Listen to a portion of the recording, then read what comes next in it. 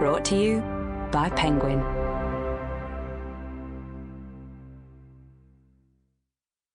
The Tenant of Wildfell Hall by Brontë, read by Adjoa Andoh.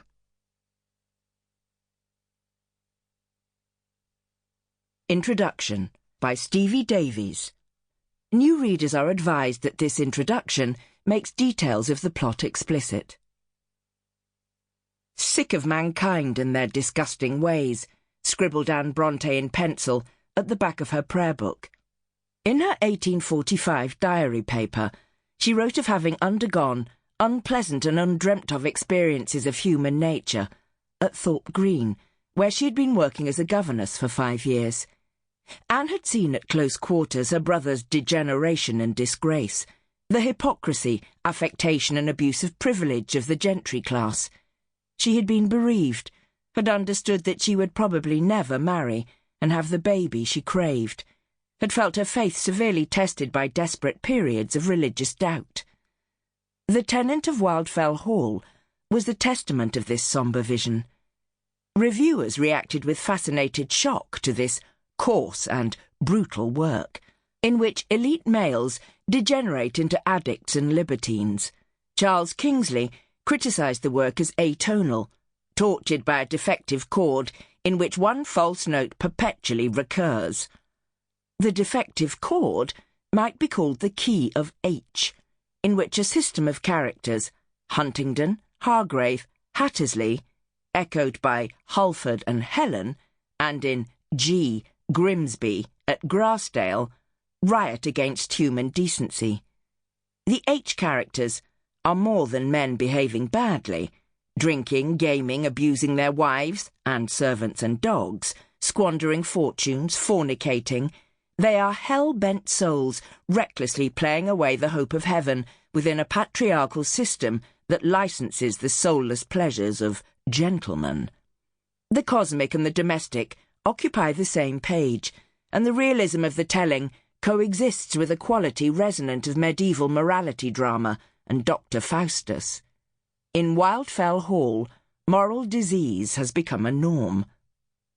Charlotte Brontë, who had always for complex reasons babied Anne, failing to recognise her strength of character and originality, wished Wildfell Hall had never been written. She recoiled with hot pangs of shock from the account of ugly facts which brought to mind the shattering disintegration of their brother. Wildfell Hall, it hardly seems to me desirable to preserve, she wrote betrayingly to her publisher. The choice of subject in that work is a mistake. And she said the same to the public in her biographical notice of Ellis and Acton Bell. The book was morbid, Charlotte said, the work of a sensitive, reserved and dejected nature, which, having been confronted at close quarters by talents misused and faculties abused, felt conscientiously bound to warn others about the dangers, although she hated her work. Yet Brontë was and remained a child of Gondal, the land of the imagination she founded with Emily in her childhood. A grown-up child, of course, a rational, realistic, pensive, radically Christian woman. If she had put away childish things, she was still the same person who had acted the characters of seducers, adulterers, warriors, hell-raisers, outlaws, and who, though her heart was no longer in the play, had into her mid-20s improvised with Emily a cast of Gondal characters, all the way to York and back.